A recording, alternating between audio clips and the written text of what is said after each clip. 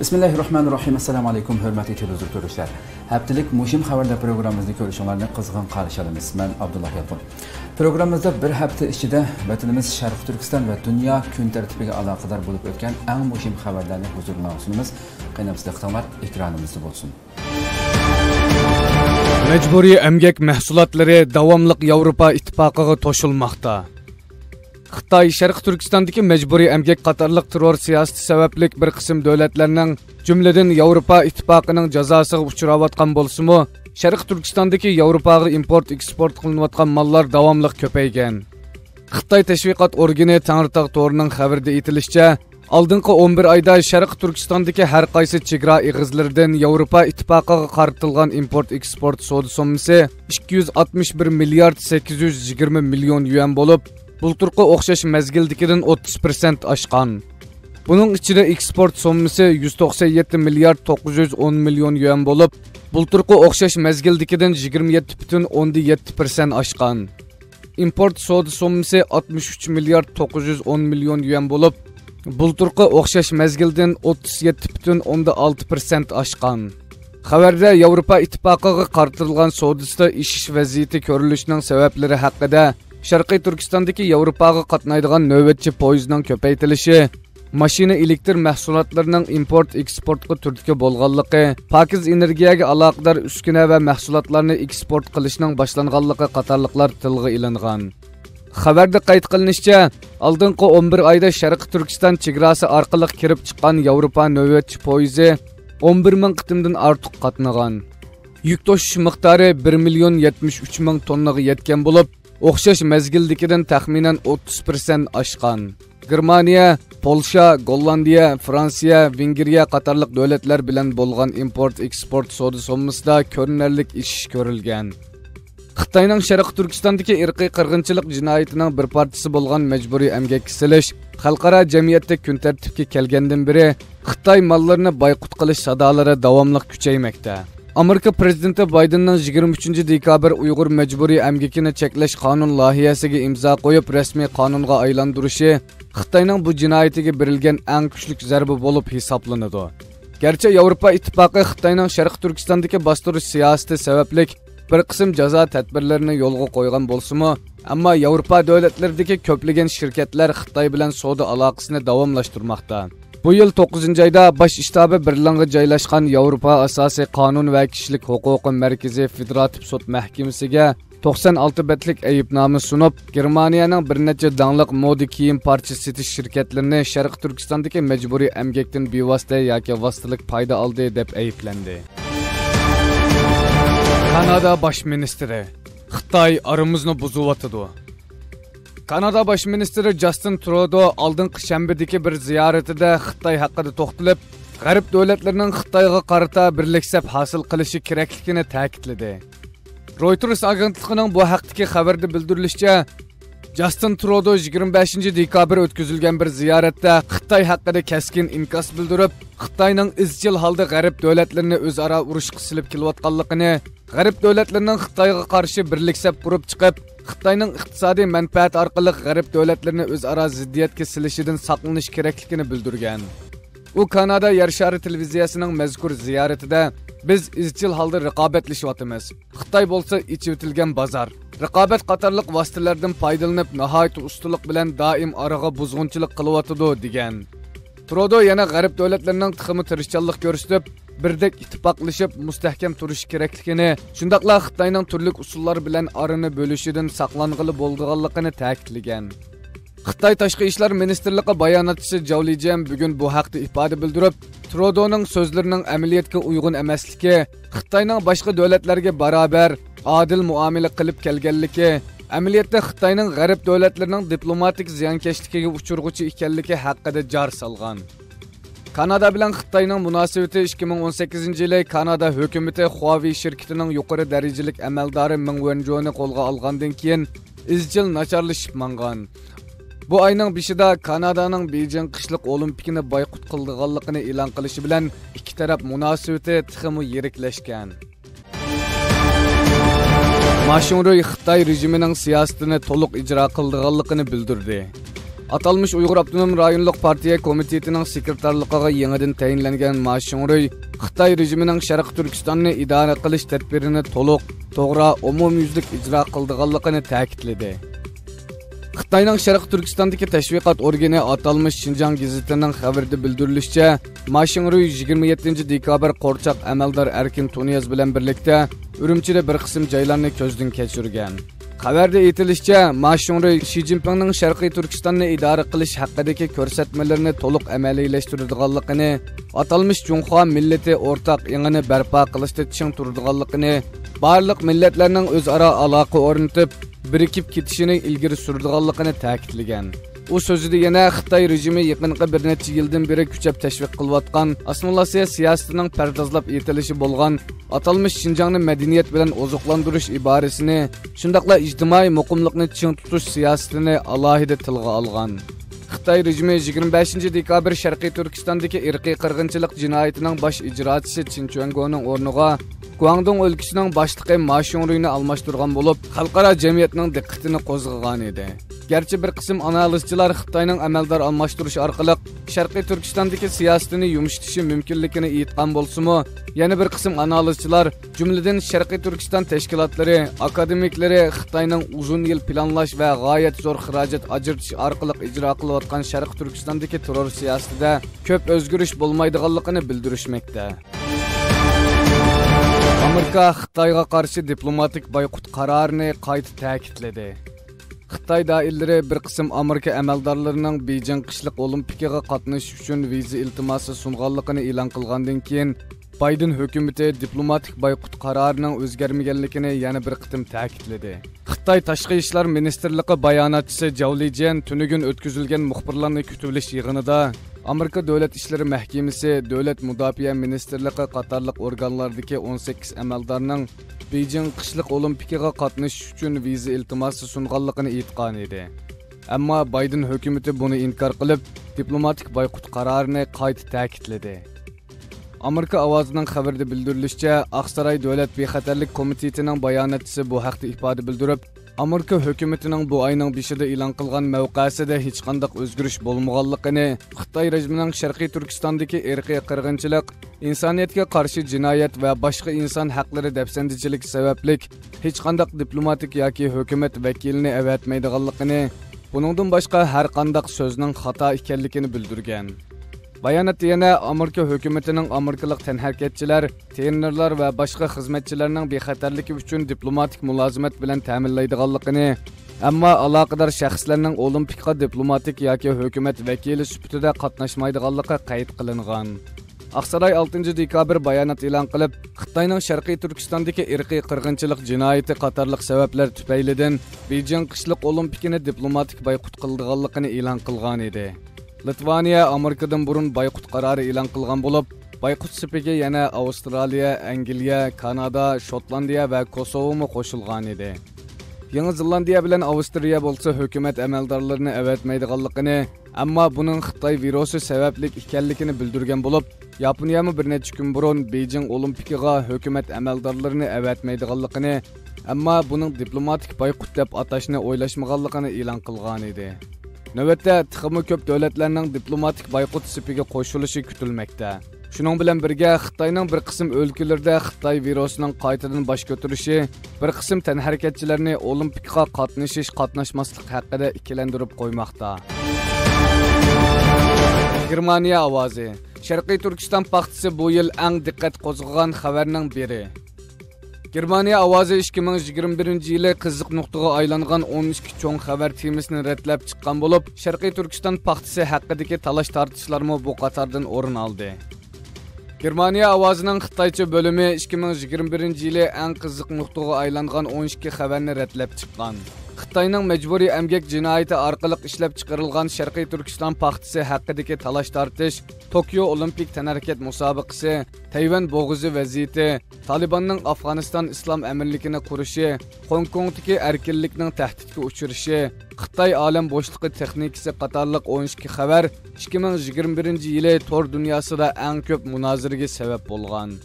Xabarda mazkur xabarlarning orqa ko'rinishi tilga ilinib, bu yil mart oyida dangliq kiyim-kechak shirkati H&M boshchiligidagi bir qism g'arb shirkatlarining Sharqiy Turkistonda majburiy emgak vositasi bilan ishlab chiqargan paxtani ishlatmaslik qarorining Xitoy va xalqaro qattiq munozara qo'zg'aganligi, natijada bu shirkatlarning Xitoyda boyqut qilinishga uchirganligi, Xitoy bozoridagi setilish nisbatining tuvalliganligi ko'rsatib o'tilgan. Xabarda qayd qilinishicha, Amerika hukumatining Sharqiy Turkistonda majburiy emgak vositasi bilan ishlab chiqarilgan barliq mahsulotlarni import qilishni cheklash qonun loyihasini ma'qullashiga ergishib, Sharqiy Turkistonda ishlab chiqarilgan mahsulotlar to'g'risidagi talash-tortish 2022-yilgacha davomlashishi mumkin ekan. Amerika ma'qullagan Uyg'ur majburiy emgakini cheklash qonuni kiyim-kechak kasbidan boshqa texmi ko'p kasblarga ta'sir ko'rsatadi ekan. Amerika prezidenti Joe Biden 23-dekabr ikki palataning birdek ma'qulligidan o'tgan Uyg'ur majburiy emgakini cheklash qonun loyihasini imzolab, buni rasmiy kuchga ega qilgan edi. 6256-nomerlik mazkur qonunga asosan Sharqiy Turkistonda ishlab chiqarilgan barliq mahsulotlar majburiy emgak mahsuloti deb qaraladigan bo'lib, Amerikaga import qilinishi man'iy qilinar ekan. Germaniyaning ikki ministri Beijing Olimpikiga qatnashmaydiganligini bildirdi. Germaniya tashqi ishlar ministri bilan ichki ishlar ministri Beijing qishliq olimpik tanharakat musobaqasiga qatnashmaydiganligini e'lon qildi.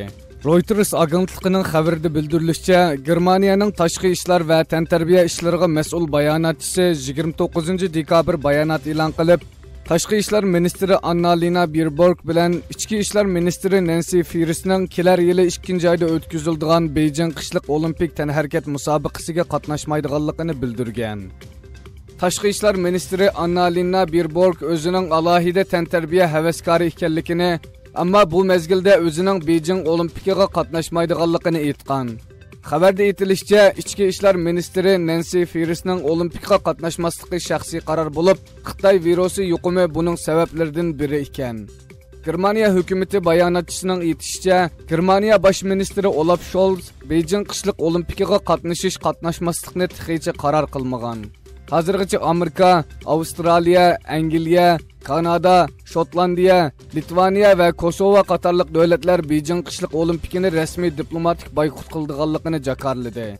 Yangi Zelandiya, Avstriya, Yaponiya va Germaniya bo'lsa, barliq yoki qisman hukumat amaldorlarini avatmaydiganligini bildirgan bo'lsa-mu, diplomatik boykot degan iborani ishlatmadi. Xitoy turli suhbat yig'inlari orqali xalqaro jamiyatni aldashga urinmoqda. Amerika hukumati Uyg'ur majburiy emgakini cheklash qonunini rasmiy ma'qullagandan keyin Xitoy doiralari buningga qarshi yurishlik suhbat yig'ini o'rinlashtirish qatorliq usullar bilan xalqaro jamiyatni aldashga urinmoqda. Amerika prezidenti Joe Biden oldingi hafta Uyg'ur majburiy emgakini cheklash qonun loyihasiga imzo qo'ygan bo'lib, Sharqiy Turkistonda ishlab chiqarilgan barliq mahsulotlarni import qilishni cheklash rasmiy qonunlashtirilgan. Xitoy tashviqot organi Xalq to'rining 29-dekabrdagi xabarida ma'lum bo'lishicha, mazkur qonundan qattiq bearam bo'lgan Xitoy Sharqiy Turkistondagi qo'rchoq amaldorlarni harakatga keltirib, universitetlardagi o'qituvchilarni bu haqda ifoda bildirishga majburlagan. Xitoy doiralari oldingi kunlari atalmış emgak orqali go'zal turmush yaratish nomida yurishlik suhbat yig'ini o'tkazgan bo'lib, yig'inga Urumchi, Qashqar qatorliq joylardagi universitetlarda xizmat qilayotgan bir qism Uyg'ur o'qituvchilarni qatnashtirib, birdek yolg'on guvohlik bergizgan. Ular Xitoy rejimi takrorlab kelayotgan Amerika hukumatining Xitoyga qarshi kuchlarning saxta uchurlarini asos qilib, mazkur qonunga imzo qo'yib qonunlashtirganligi, har millat ommasining ishga o'rilish uchun ko'rsatgan tirishchanligini ko'rmasga salganligi, Amerikaning aloqador korxonalar va mahsulotlarni jazolashining mohiyatda Sharqiy Turkiston xalqining ishga o'rilish huquqidan mahrum qilganligidek saxta tashviqot iboralarini takrorlagan. Xitoy rejimi yaqinqi yillarda Sharqiy Turkiston xalqini namratlikdan qutuldirish, ishga o'rinlashtirish degandek bahonalar bilan o'z yurtlaridan surgun qilib, boshqa yerlarda majburiy emgakka salmoqda. Shundaqla yuqori maosh, haqsiz uy, haqsiz yer berish tashviqotlari orqali Xitoy aqllarni Sharqiy Turkistonga kelib yerlashtirib, Sharqiy Turkistonda Xitoy nüfusini oshirmoqda. Kuzatuvchilar bir qism davlatlarning Sharqiy Turkistondagi majburiy emgakka qarshi qonun chiqarish orqali buningga chekishlik Xitoy shirkatlari va organlarini jazolaganligini, nurg'un Xitoy shirkatlarining bu sabablik vayron bo'lganligini, holbuki Xitoyning bu jinoyatini to'xtatmayla qolmasdan yolg'on tashviqotlarni kuchaytirib, jinoyatidan tinishga, xalqaro jamiyatning ko'zini bo'yashga urinayotganligini bildirishmoqda. Mashinruy maktablarda sotsializm tarbiyasini kuchaytirish kerak.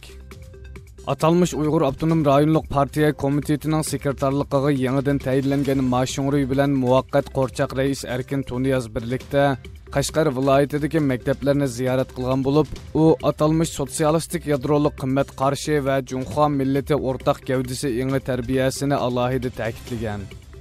Xitoy tashviqot organi Tangritog' to'rining xabarida bildirilishicha, Mashinruy 29-30 dekabr kunlari Qashqar viloyati va Qizilsuv oblastidagi bir qism joylarda xizmat tekshirgan bo'lib, Qashqar universiteti, Aqtu nahiyalik texnik ishchilar maktabi, Qo'ni shahar nahiyasi, To'qqizoq bozorliq markaziy boshlang'ich maktab qatorliq maktab va organlarni ziyorat qilgan. U bu jarayonda texmi ko'p yoshlarni, dehqon chorvachilarni kasbiy mahorat bilan tarbiyalash, asosiy ma'rifda ideyaviy siyosiy tarbiya, sotsialistik yadroliq qimmat qarshi tarbiyasini va Junxo millati o'rtaq gavdisi yangi tarbiyasini kuchaytirish degan siyosiy iboralarni ta'kidlab, Xitoyning majburiy emgak, jazo lageri va assimilyatsiya siyosatining davomli ching tutilganligiga ishorat qilgan.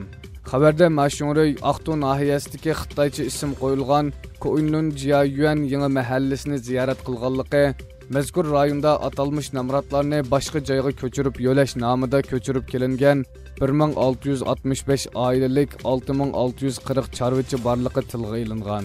Biroq mazkur oilaliklarning qayerdan surgun qilinganligi tilga ilinmagan. Mashinruy bu qitimliq ziyoratlarda o'xshamagan sohalarda Xitoy siyosatiga asosan ijro qilinayotgan xizmatlarni tekshirgan bo'lib, u Xinjiang davridagi turli nomlar ostida ijro qilinayotgan bostirish siyosatlarini muayyanlashtirgan va buningdan keyinmi davomli ijro qilinishini ta'kidlagan. Xitoy rejimining Xinjiangning o'rniga Mashinruyni tuyuqsiz almashtirishi xalqaro jamiyatda diqqat qo'zg'agan bo'lib, nopozliq taratqularda ko'plab xabar qilindi. Növbətdə Xitayning bu harakati haqida turli analizlar o'ttirg'a qo'yilayotgan bo'lsa-mu, bir qism mutaxassislar Xitoyning Sharqiy Turkistondagi irqiy qirg'inchilik siyosatida mohiyatlik o'zgarish bo'lmaydiganligini bildirishmoqda. Xitoy internet nazoratini chet ellarga kengaytgan. Washington Post gazeti Xitoyning internetni nazorat qilish qilmishini chet elga kengaytib, sonliq ma'lumot analiz qilish quroli orqali tor dunyosidagi qarshi fikrlarni bostirishni kuchaytganligini oshkorladi. Amerika ovozining bu haqdagi xabarda bildirilishicha, Amerika axborot organi Washington Post gazeti Xitoyning necha yuzlagan xaridor chaqirish hujjati, to'xtam va shirkat hujjatlarini tekshirish va analiz qilish orqali Xitoyning internetdagi sezgur siyosiy uchurlarni bayqash uchun ishlatiladigan jamoat fikrini analiz qilish yumshoq detalini qo'llanib, Twitter va Facebook'ga o'xshash Xitoy sirtidagi ijtimoiy aloqa supullarini nazorat qilganligini, maqsadining bo'lsa chet eldagi nishonlarning uchurini to'plash ekanligini oshkorlagan. Washington Post gazetining xabarida deyilishicha, Xitoy yumshoq detallar orqali sonliq ma'lumot to'plab qolmay, ximo murakkab turlarga mablag' solgan.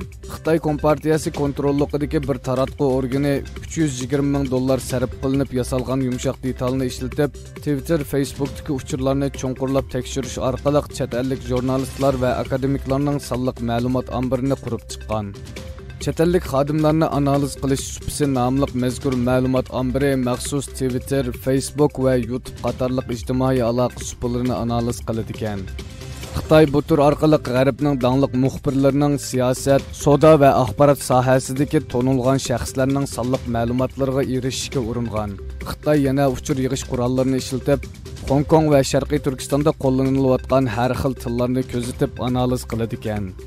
Washington Post gazetining oshkorlashicha, Xitoyning bu harakati 2020-yilning 5-dan tortib izchil davomlashgan. Uningdan boshqa New York vaqt gazetining xabar qilishicha, Xitoy doiralari murakkab sonliq ma'lumot tekshirish yumshoq detali orqali chet eldagi ijtimoiy aloqa supullarini kuzatib, Xitoyni tanqid qilgan Xitoy o'quvchilar va chet elliklarni nishonlagan va ularni jimiqtirishga uringan. New York vaqt gazeti Xitoyning turli qonuniy hujjatlarini ko'zdan kechirgandan boshqa Xitoy rejimining bisimiga uchirgan bir qism kishilarni ziyorat qilgan. Ularning oshkorlashicha, Xitoy bexatarlik idorasi bu kishilarni iz qo'g'lab tekshirish uchun ilg'or tekshirish yumshoq detali, ommaviy xotirlar va sonliq ma'lumot ombiridan foydalangan. Shu orqali ularning shaxsiy uchurlari va xalqaro ijtimoiy aloqa uchurlarini topgan. Xitoyning bu harakatlari chet elda yashayotgan Xitoy fuqarolaridan sirt chet elliklarga qaratilgan. Bir qism shaxslarning oshkorlashicha, Xitoy texnik shirkatlari saylam tizimligi, chopurlik kinishkisi va hakkerlar ta'minlagan sonliq ma'lumot ombirini ishlatib, sezgur uchurlarni o'z ichiga olgan yozmalarning orqasidagi shaxslarni, ularning adresini, hatto do'stlarining uchurlarini tekshirib chiqa oladi ekan. Xabarda qayd qilinishicha, Xitoyning har qaysi joylardagi soqchilarmo texnika shirkatlari va tor texnika xodimlari bilan hamkorlashib, chet eldagi fikr egalarining uchurlarini tekshirmoqda ekan. Yaqinda Shanxay soqchilarining yuqori maosh bilan chet eldagi ijtimoiy taratqush supularining yolg'on hisoblarini ta'minlaydigan texnika shirkatlardan xaridor chaqirganligi oshkorlangan edi. 20 necha o'limalar tashkiloti Idris Hasan uchun o'rtaq bayonotga imzo qo'ydi. Marokashda tutqun qilingan Idris Hasanning Xitoyga qaytarilmasligi haqida chaqiriqlar davomlashayotgan bo'lib, xalqarodagi 20 dan ortiq islom ulamolari tashkiloti birlashma bayonotga imzo qo'ydi. Oldingi kunlarda islom dunyosidagi mashhur ulamolar, islomiy tashkilotlar ijtimoiy taratqush suplarida arab islom dunyosiga xitob qilib, Marokash doiralaridan Idris Hasanni qaytarib o'tmaslikni talab qilgan edi. Shundaqla bir qism nopozliq ulamolar Idris Hasanni Xitoyga qaytarishning harom ekanligi haqida keskin fatvo bergan edi. Aqsa masjidining imomi doktor Ikrama Sabrimo Marokash hukumatiga xitob qilib, Idris Hasanni Xitoyga qaytarmaslikka chaqirgan edi. Oldingi shanba kuni Twitterda bir turkum arab ulamolar, tadqiqotchilar va jurnalistlar naq maydon suhbati o'tkazib, Idris Hasan masalasini muzokara qilgan bo'lib, Sharqiy Turkiston Ulamolar birligi rais vakili Mahmudjon Damollam Uyg'urlarga vakolatan qatnashgan. U suhbat jarayonida Idris Hasan masalasini tonishtirishdan sirt, dunyoning har qaysi joylaridagi musulmon ulamolar birligini, tashkilotlarini bu haqda o'rtaq ovoz chiqarishga chaqirgan. Bu chaqiriqqa asosan Idris Hasanning Xitoyga qaytarilmasligi haqida o'rtaq bayonot tayyorlangan bo'lib, hozirgacha dunyo musulmon olimlar birligi, Xalqaro payg'ambar alayhisalomni qo'g'dash majlisi, Falastin ulamolar birligi, Sharqiy Turkiston ulamolar birligi qatorliq 20 necha islom ulamolari tashkiloti ovoz qo'shgan. 2 haftadan beri Idris Hasanning oilasi va bir turkum Uyg'urlar har kuni Marokashning Istanbulda turishliq bosh konsulxonasi oldiga chiqib namoyishni davomlashtirayotgan bo'lib, Marokash doiralaridan Idris Hasanni qo'yib o'tishni talab qilib kelmoqda. Bugun Xalqaro payg'ambar alayhisalomni qo'g'dash majlisi katibat hay'atining a'zosi, Liviya Fatwa Markazi Shar'iy tadqiqot hay'atining bosh kotibi Sheyx Sami Saidi, Sharqiy Turkiston ulamolar birligidagi bir qism ulamolar bilan birlikda Marokash konsulxonasi oldiga chiqib, Idris Hasanni Xitoyga qaytarmaslik haqida bayonot e'lon qildi. Navbatda dunyoning har qaysi joylaridagi tashkilotlar va faoliyatchilar Idris Hasanni qutuldirish uchun davomli tirishchanlik ko'rsatmoqda. Qadrli ko'ruvchilarimiz, shunday qilib bu haftalik muhim xabarlar programmamiz bu yerda oxirlashdi. Hafta oxiridagi dam olishinglarning xayrli o'tishiga tilakdoshlik bildirish bilan aytgan kundalik xabarlarimizni ko'rishguncha omon bo'linglar. Shunday qilib ekran orqasidagi barliq xizmatdoshlarimga ko'pdan ko'p rahmat aytaman. Assalomu alaykum va rahmatulloh.